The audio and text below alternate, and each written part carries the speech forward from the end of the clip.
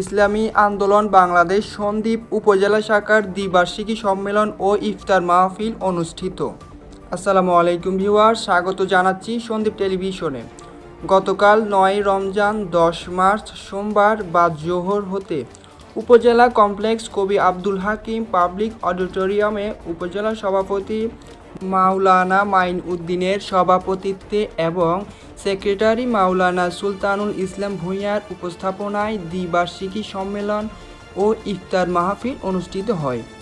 সম্মেলনে প্রধান অতিথির বক্তব্যে কেন্দ্রীয় যুগ্ম মহাসচিব মাওলানা ইমতিয়াজ আলম বললেন, বিগত 53 বছর যারাই ক্ষমতায় ছিলেন সকলে জুলুমবাজ, চাঁদাবাজ, সন্ত্রাস ও আধিপত্যবাদ কায়েম করেছে।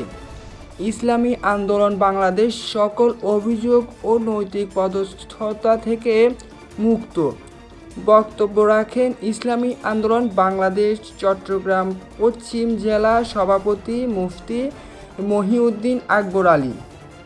বিশেষ অতিথির বক্তব্য রাখেন চট্টগ্রাম মহানগর সদস্য হাফেজ মাওলানা নাজিম উদ্দিন।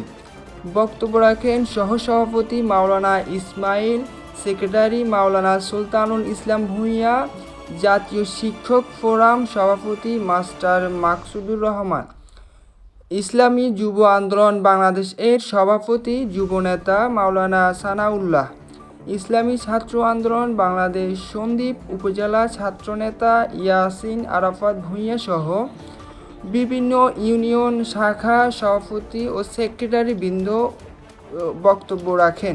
শুনতে চাই, লাশ নিয়ে এগিয়ে যেতে হবে।